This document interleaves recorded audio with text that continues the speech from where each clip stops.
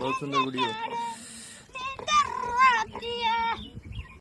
13 घंटा से मसाला पीसा तारी जाता कि पूरा पंचायत के मसाला पीस के सब्जी में डाली है। 2 बेखत के खाना बनाए के बाद 13 घंटा से मसाला पीसा तारी। हम 2-3 हाली आ गई अभी लेके मसाला ना पिसाई। अरे दादा हो दादा पीसे करला त काने पहिले के पीस ले लो हां काहे उठा तारू रोज सुत के उठबो 12 बजे आ काम होई पहिले ही ई त ना हो पाई पीसे के के पीस पहिले। तारा खाली पट्टीदारी नहीं करे के ठीक बा। 6 बजे आवेनी त 6 बजे गर्दन पर चढ़ जालू, 8 बजे आवेनी त 8 बजे गर्दन पर चढ़ जालू। आ ठीक बा कहता रु कि तो हम एथी पट्टीदारी नहीं की करत हैं देखा देखी करत तारा खाली करे लागनु तब तक छाती फाटे लागी।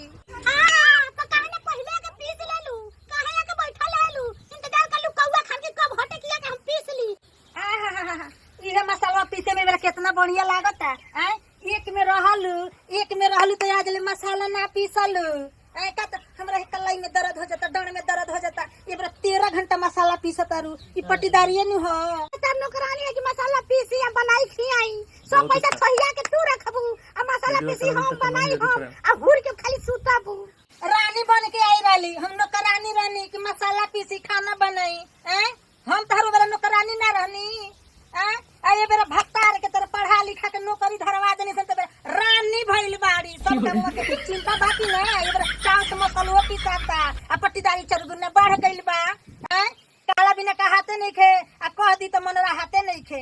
चला बड़ी हमरा से एथी करे देवर के खैलू भसु के खैलू रखलू थकिया के आ हमरा के चाहलू रही रानी बना के ई तो हमसे ना हो पाई।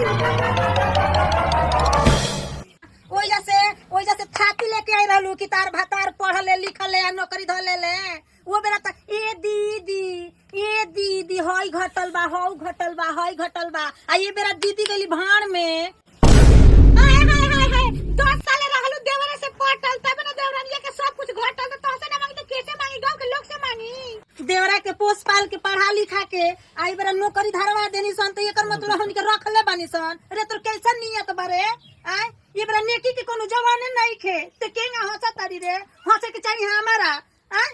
तोर बाप मैया के हमरा दुआर पर नाक रगड़त रहे तब नु आइली ये बेरा दूध के कूला नु करतनी तोरे भतार के नौकरी हो गइल तो काहे ना हंसबे रे।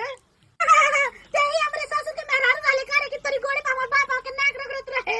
तोरा नियत के हमरा पता चल गइल है दादा रे ई नहीं की जानत रे हैं कि सास ससुर ना होला तो ओकरा जगह पर बड़ भाई बाप बराबर होला, बड़ भौजाई माई बराबर होले। ई तोरा दिमाग में नहीं खे रे हंस देली हैं।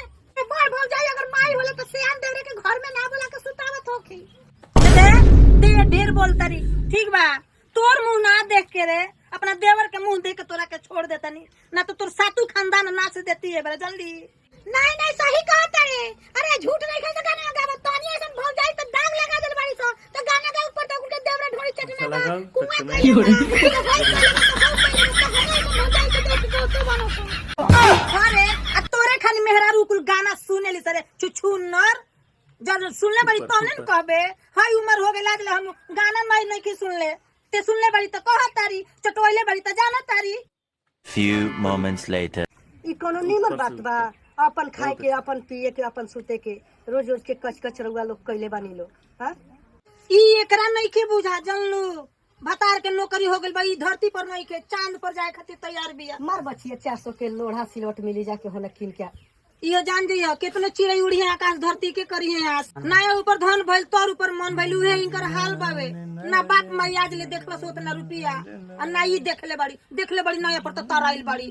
अरे दादा हो दादा है मां बिरवा बोका करे आ गेलिए रे एकरी डाले से घर के घर फूट जाला आग लग जाला ई एकर चली त लंका दहन हो जाई भाग ना कल खोर रखे कर मुंह में हुड़ दे चल करू ना। तनी के बीच में के पड़ी रे तनी के बीच में पड़ के हड़वावा सो तनी के अगर दोबारा पड़ ले पीछे में ना तो पड़ जाई पीछे में जा जाई। हां हे देख हाय सुन हमरा के तो नाश्ते बारी कोनो पट्टीदारों के नहीं की छोड़ कौन पट्टीदार तोरा में नून डाली रे हैं।